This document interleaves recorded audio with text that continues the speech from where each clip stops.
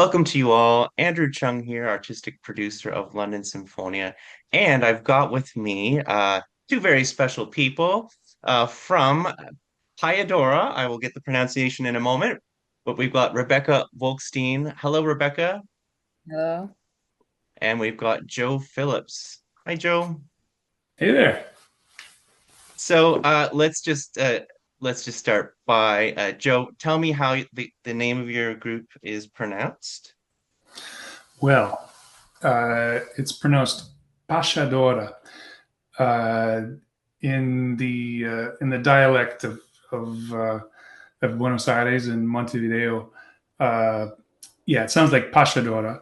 Uh, People from other Spanish-speaking places might look at that word and say Payadora, but and so sometimes to simplify things for our English speaking audiences, we might say Payadora, just so that when they Google us, they can they'll look up the right word.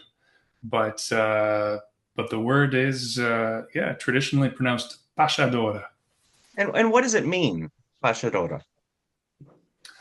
Well, Pashadora is a famous milonga, which is a style of music within the tango genre by Julian Plaza, and it has a kind of a bit of a folk influence to it.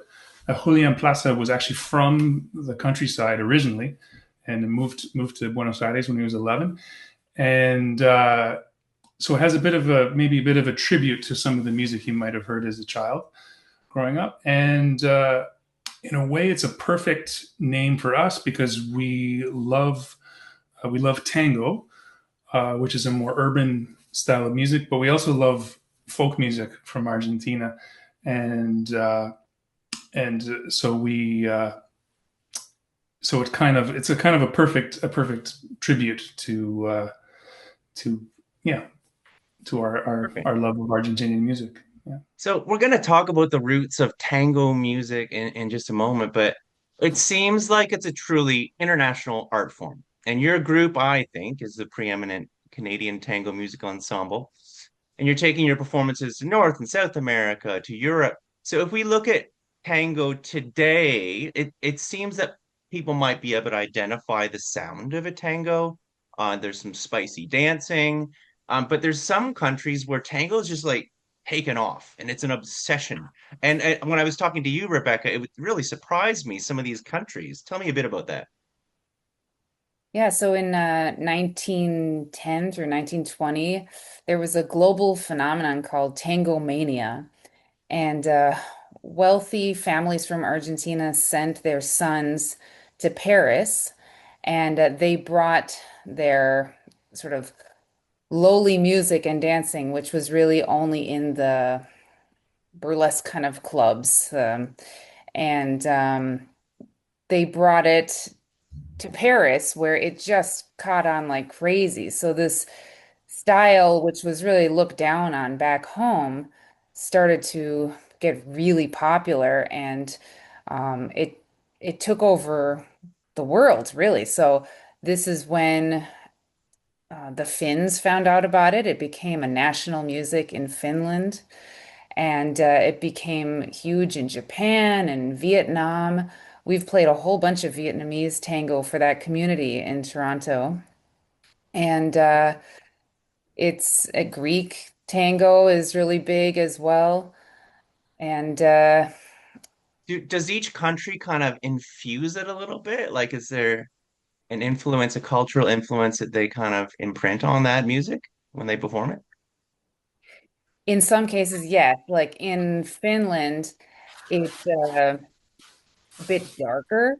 And I think my understanding is what they really loved is the some of the nostalgia and the romanticism and the darkness. So they have a different take on tango.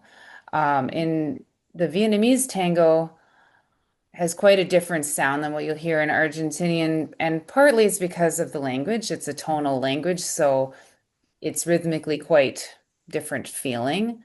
Um, in Japan, what happened is there was a school which was free. Somebody who fell in love with tango in Paris started a school back home in Vietnam and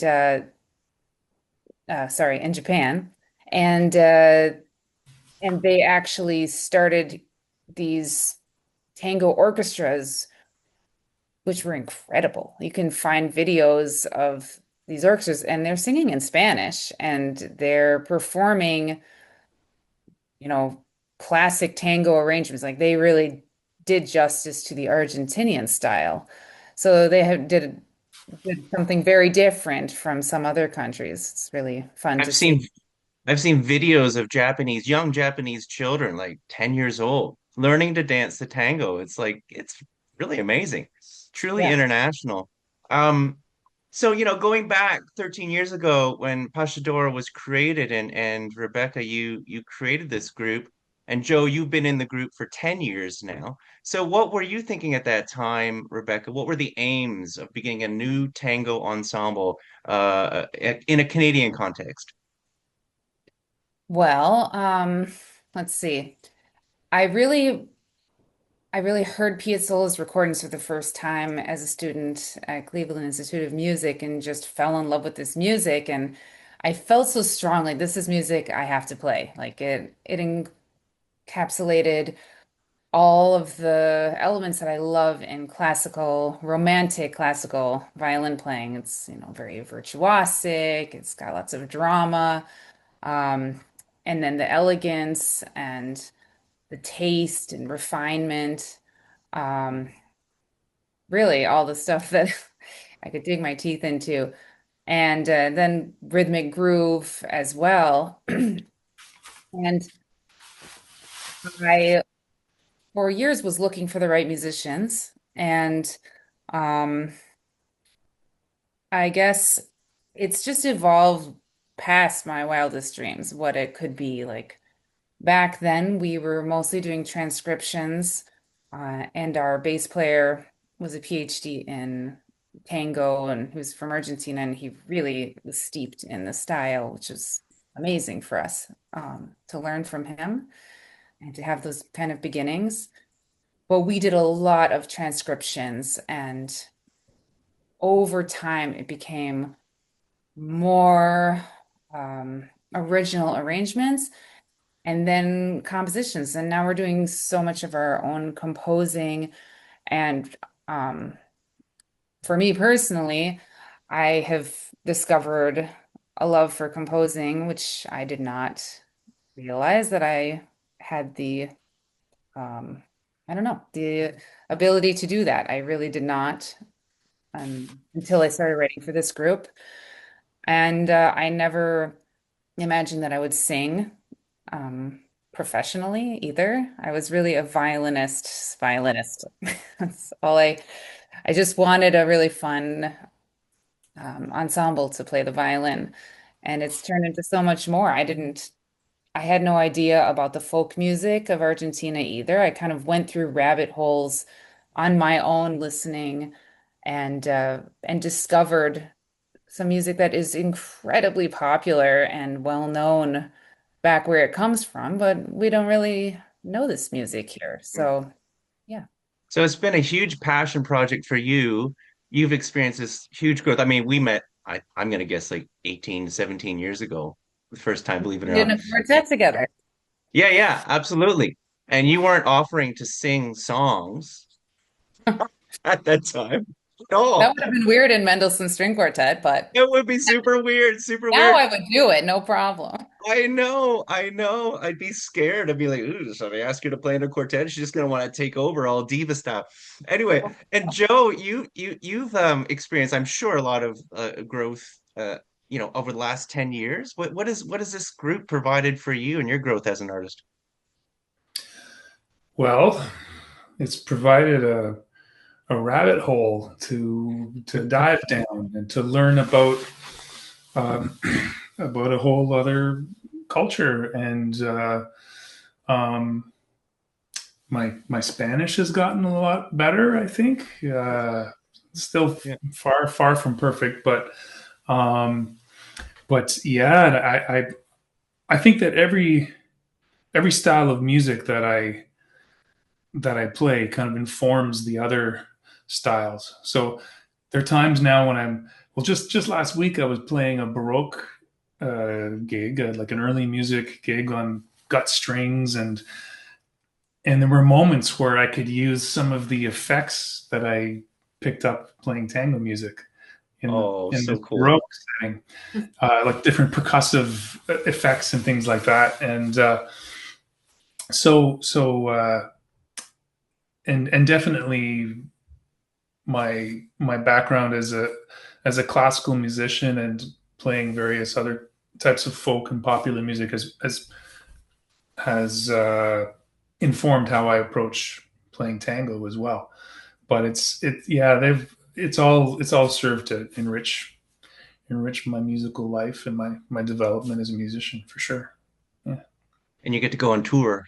I didn't get to go on tour. No, I get to tour with these wonderful people, and yeah, I've got a great group of friends, uh, and I get stretched to do things that I might not attempt to do, like write orchestral arrangements and Very cool. things like Well, that. let's dig into a little bit of the roots of tango. So, as I understand it, it didn't all start in Argentina and Uruguay. Rebecca?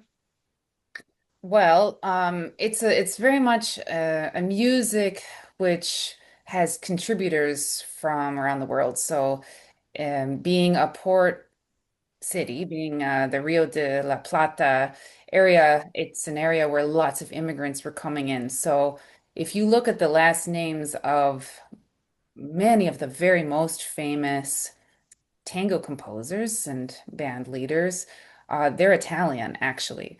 And if you listen to Italian um song, you will really recognize a lot of elements of tango. You also had a lot of Jews coming to Argentina, and the instrumentation is pretty similar to a klezmer band, actually. Um, they brought their violins on their backs. Some of the really great early tango violinists were Jewish. Um, the uh, the bandoneon actually comes from Germany. Right, right. Um, and It's like for those who don't know, it's sort of like an accordion, but not.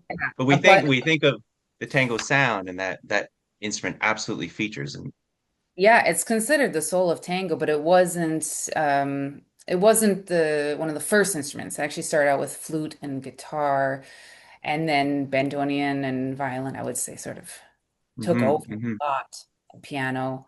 Um, So you have tango, these European influences, song influences, instrumental influences, style influences colliding with what was a folk tradition, presumably, that existed in Argentina and Uruguay. Joe, did you want to play something on guitar just to kind of give us a sense for that? Sure. I mean, I think collision is kind of a violent word, but I think it was more of a sweet kind of influence, and because the I mean, if the roots of tango, like even before what we were just talking about, through the mid 19th century, the first tangos had a kind of a feel of a habanera. So if you think of the classic, the classic bizet, like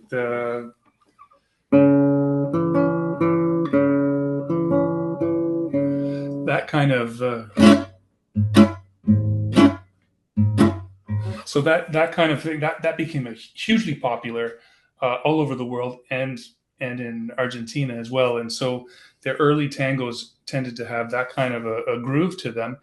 Um, there was a big influence from Spanish music, from the Spanish zarzuela music, um, kind of a Spanish operetta, and then Spanish folk music.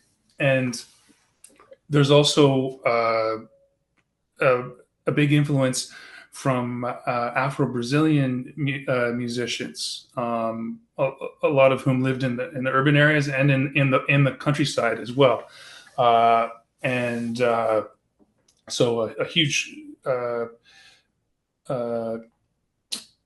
Hugely influential there, and that was hugely influential in the folk music of Argentina as well. So you had things developing at the same time, and Right. then you had the folk music influencing the tango. So within Argentina, these different styles influencing each other. In fact, you could say it goes both ways in some ways, because they use. I've seen the bandoneon used in Argentinian folk music, whereas more traditionally it was part of tango, which isn't itself considered to be a folk music. It's more of a type of popular music, which the distinction between the two is maybe a whole other discussion left for another time. But but in the countryside, a style of music, one of the styles of music formed was the milonga, which kind of has a rhythm like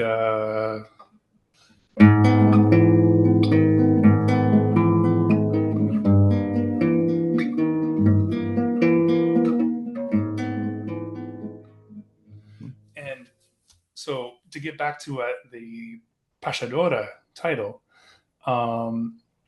there were these the people who played the minstrels, the wandering minstrels, the musicians who played milongas, were called payadores, or a female one would be a payadora, and they would sing these 10-line songs where they improvise all the lyrics, and they would accompany themselves on guitars. And commonly, there would be two or more of them that would compete against each other in what was known as a pachada. And they would, and so they would, each take turns improvising a verse. And then the one who, and sometimes they would be insulting each other, and the different topics. So like a rap showdown kind of thing. Exactly. That's exactly what it was like. Yeah, and then the winner, someone would win when the other person couldn't respond in time. And so that's where the name of that song comes from, that we talked about at the beginning, Payadora. And but the milonga itself, just the style of music, milonga. This particular part of the milonga, this rhythm,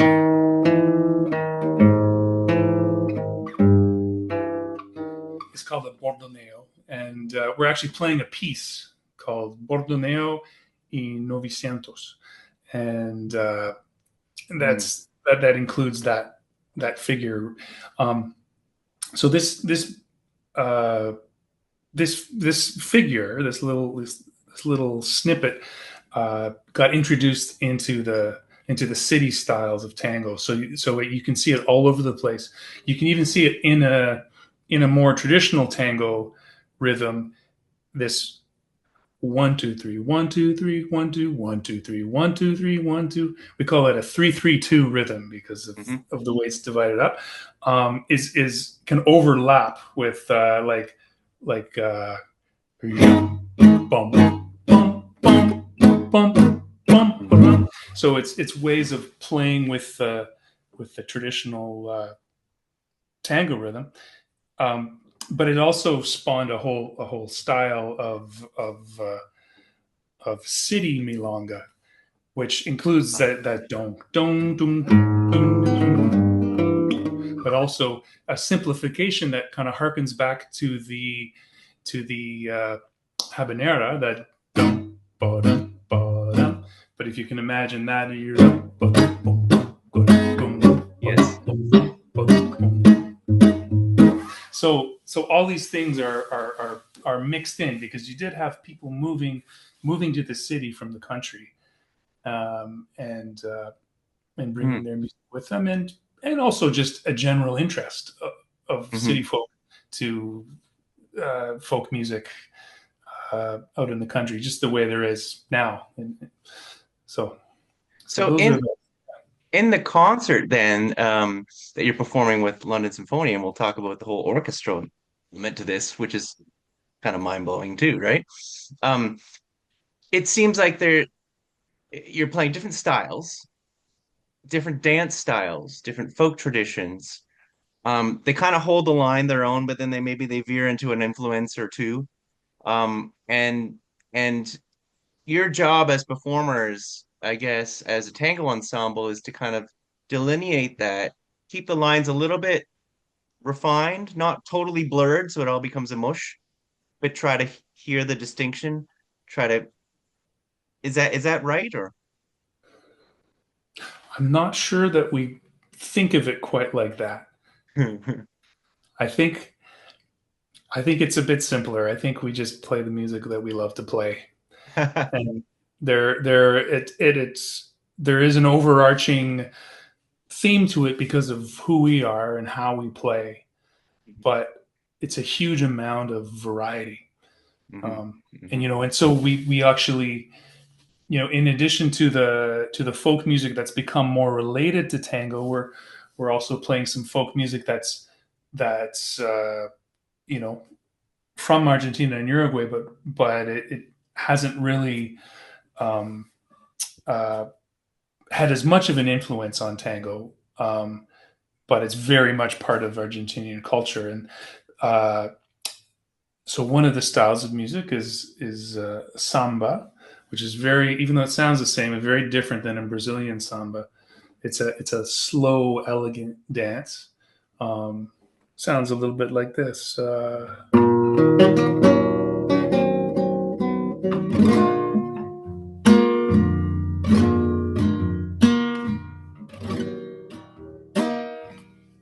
mm. A very short demonstration of it. And then we're also going to play a chacarera, which is a fast rhythmic dance.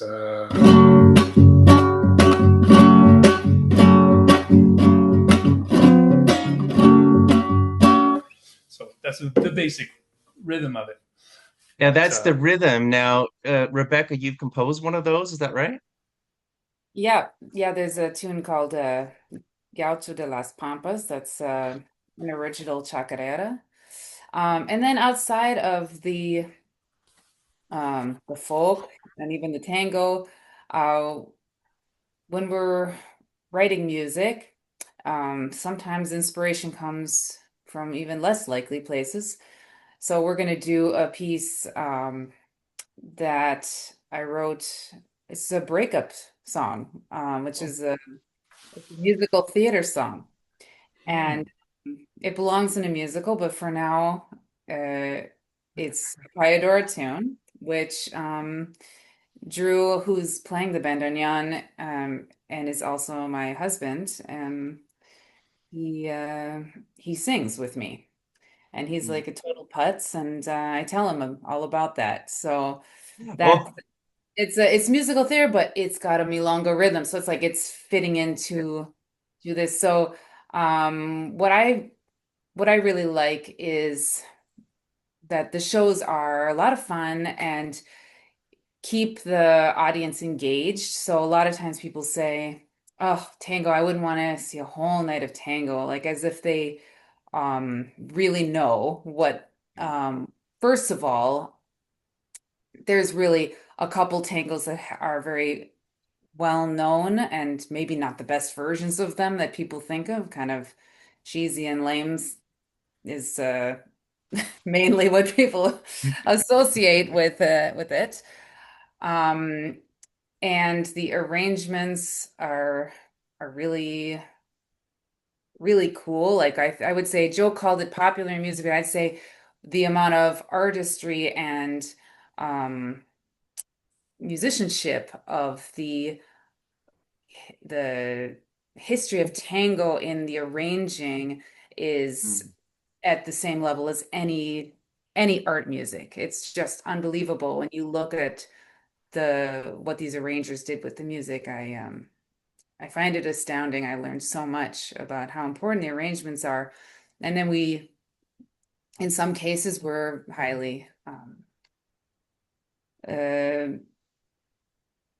we were gonna show more of someone else's arrangement from golden age with our own take on it. And in some cases, they're brand new arrangements, like Drew's Mm. arrangement, which I orchestrated of Pura na Cabeza. Here's maybe the most famous tango of all time, but it doesn't sound anything like any other recording you're going to hear because Drew's a great arranger and he reimagined it completely. The same with his arrangement of the very famous Piazzolla tune, Liber Tango, which we do in seven, and it's absolutely nothing like any other version. So that's, I guess, something I find very, very exciting about our ensemble is how we keep growing, how we're putting our own stamp on it, how it's become, I guess you could call it a Canadian version of tango. I like to humor myself and think, oh, maybe 50 years down the line, there'll be somebody studying like, well, the Canadian influence in tango in the 21st century. It's really astounding how they incorporated the folk and the musical theater elements and all these other, Yeah. I don't know, but Yes. that's how I think it works, though, Yep. really, in all jest. Um, Music is not meant to be museum pieces. These are just people who got excited and inspired by what they Mhm. heard and then dreamt up what they wanted to hear that Mhm. didn't exist yet. And Now you had mentioned like the arrangers. So and you also mentioned the golden era of tango, which is the 1930s to the 50s, as I understand it. So did they orchestrate for orchestra, these arrangers, or was that part of the thing, or is that like a more recent development or something you're bringing to the table? okay, so many when they talk about a typical orchestra tipica, that it would include a bunch of violins, a bunch of bandonions, bass, piano.